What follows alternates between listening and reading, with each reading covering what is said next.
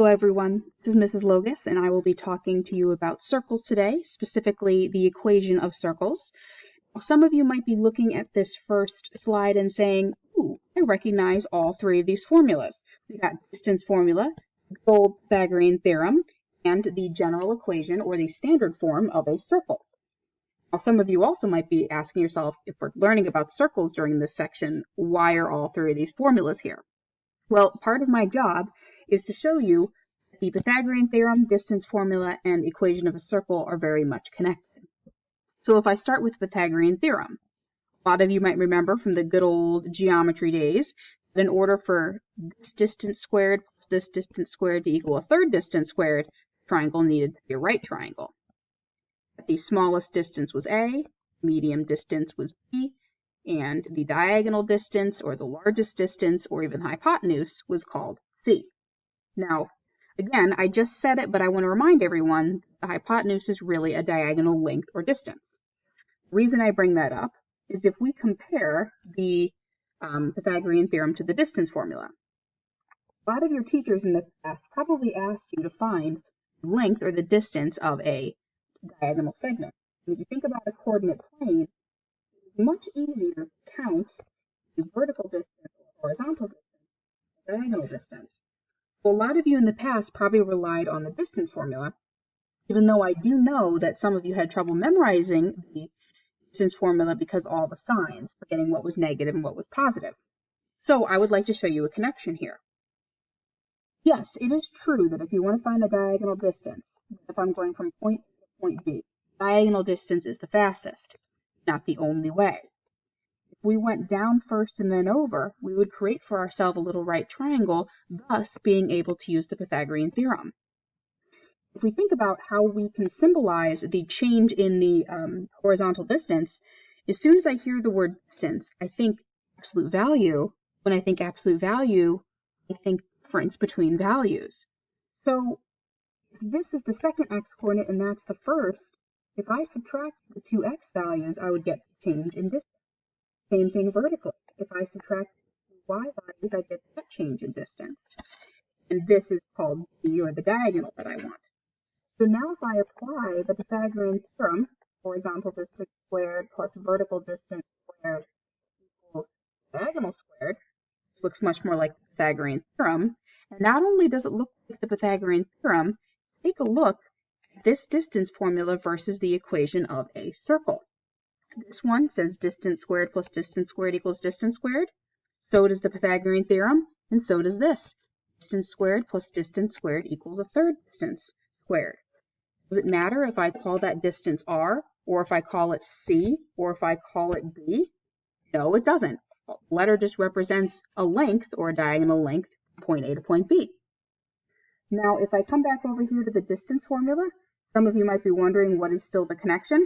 Well, if I take the square root of both sides, that's where the distance formula truly comes from.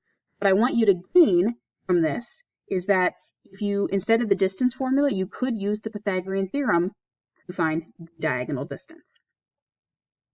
So, I would like to get more specific about the equation of circle now. Well, above that, I'm going to write the Pythagorean theorem, again, just to make the point. If you're finding the hypotenuse of a right triangle, you're really also finding the radius squared because these two equations are very connected.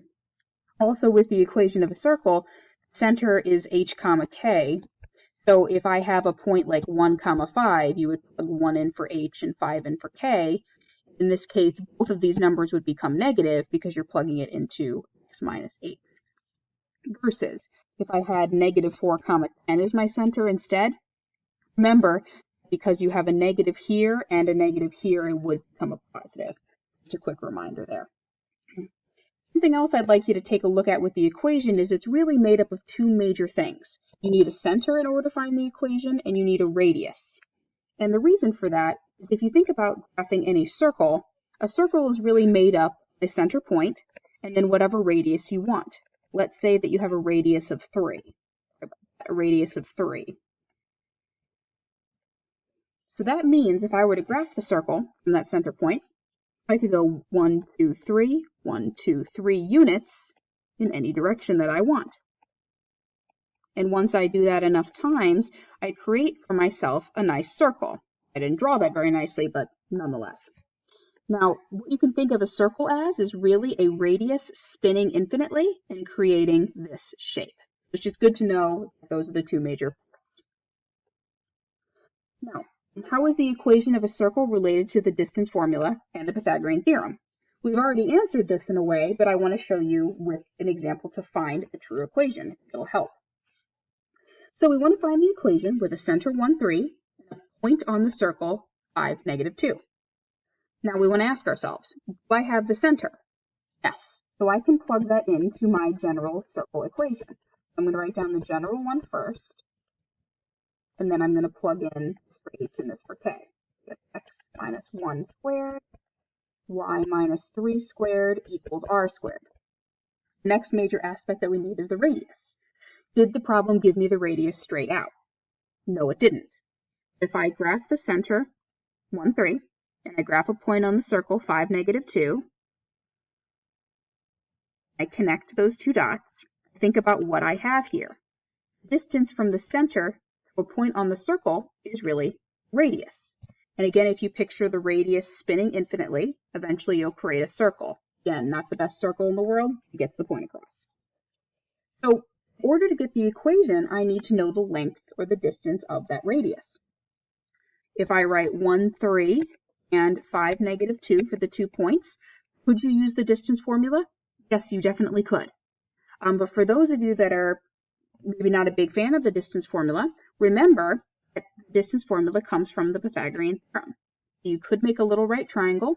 You could say the distance from 1 to 5 is a positive distance of 4. The distance from negative 2 to 3 is a positive distance of 5.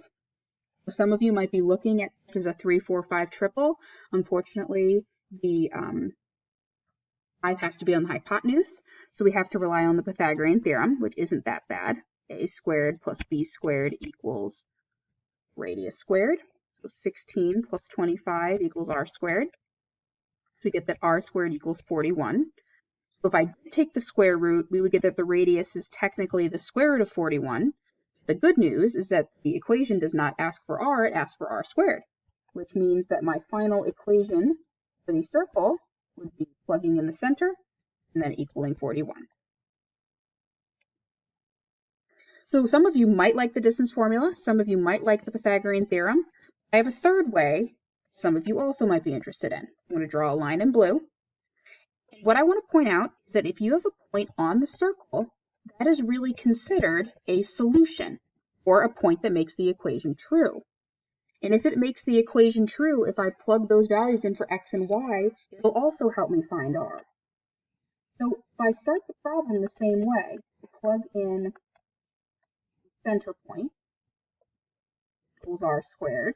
Now I know that 5, negative 2 is true. So I can plug 5 in for x, and I can plug in negative 2 for y.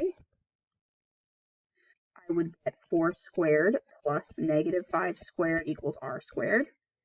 16 plus 25 equals r squared. So yet again, you get that r squared equals 41, so you get the same answer. So whatever method you'd like to use is great with me. Next example. Find and graph an equation of a circle again. So we are dealing with the general equation at first, so I'm going to write that down. This time we're given the endpoints of a diameter only. Now, if you ask yourself, do I have my two major things? Do I have a center? No. Do I have a radius? No. Well, dang. So what I want to do is graph and see if that'll help me at all. So if I graph the point 10, negative 10 here and 0, 14, if I do my best and connect those two dots, this time represents the diameter, which means that this is the length of the whole circle. So if I, again, to the best of my ability, draw something that I think could represent the circle, good enough. Here's a picture to start. And so what I want you to think about is if I really want to find center, how can I find the center of that segment, or the middle of that segment, and how does a diameter relate to a radius? So if you could pause the video at this time, think about how you could find the center, how you could possibly find the radius, I'll be back with you in a few minutes with my example done. I want you to try it first. So for my first step when I solved this was I said, if I want to find that middle point or the center, I thought about using the midpoint formula, or the average of the x values here and the average of the y values here of the endpoints of the diameter. So when I found the midpoint, I found it to be 5, 2. So once I knew that was the center, I plugged the 5 and the 2 into the general circle formula. And then I did the method that was the third one from the previous slide.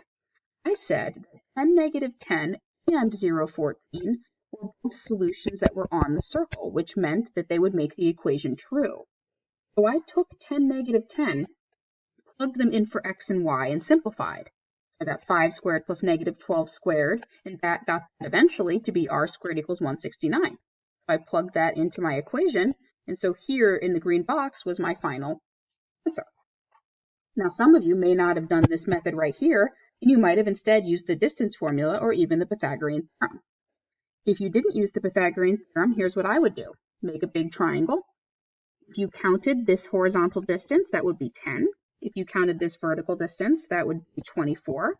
If you used the Pythagorean theorem, 10 squared plus 24 squared, and solved, you would get this whole diameter is 26, which would be the same as the previous example, because the radius here would be 13 based on the square root, and the radius here would be 13 if you take the diameter and divide by 2.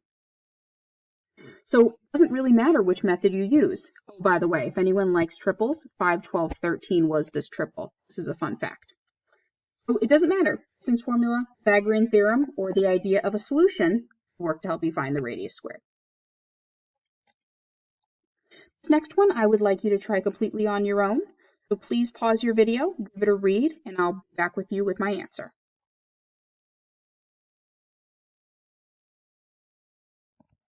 So my final answer was boxed here in the green, x minus 1 squared plus y plus 3 squared equals 73. And here's how. First thing I did was I plugged 1, negative 3 into the center. Remember here that you have a double negative situation, so this should become a plus. Because I didn't have a graph this time, I decided to use the idea that this point is a solution. So I plugged in negative 2 for x and 5 for y, here and here. Simplified this and got r squared equals 73. So I plugged that into my equation, which is how I got this. So if you don't have a graph, I would say using the fact that this is on the circle and is a solution is probably the fastest way. This last problem is asking us, given a point, which I picked 7, 1, negative 7, 1, and the equation of a circle, which I picked here, how might you tell if the point lies inside, outside, or on the circle without simply drawing a picture? Now, some of you might be thinking, well, I think the easiest way is to draw a picture, but I think it's good to think about actually using inequalities. Here's why. If we look at the general equation of a circle, remember, like the Pythagorean theorem and distance formula, it's saying distance squared plus distance squared equals the third distance squared. And in order for this equation to work, your points you plug in must be true or must be solutions or directly on the circle, which means that all of them would be the distance from the center to the side would be truly the radius. Now, if I had a point that was way outside of the circle, if I drew from the center to that point, that would be much larger than the radius.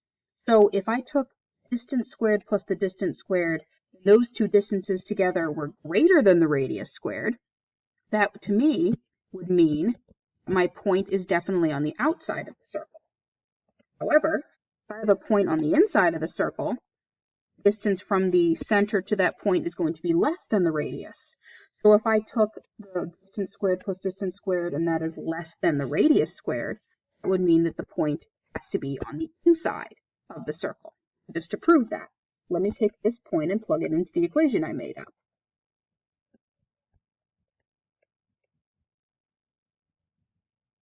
We have negative 6 squared, negative 2 squared. How does that relate to 9? Well, we have 36 plus 4, which is definitely larger than 9, which means that negative 7, 1, because it's bigger than the radius, is definitely going to be outside of the circle without a graph. All right, guys, that's the last example for today. Please let me know if there's any questions in class tomorrow or ask your teacher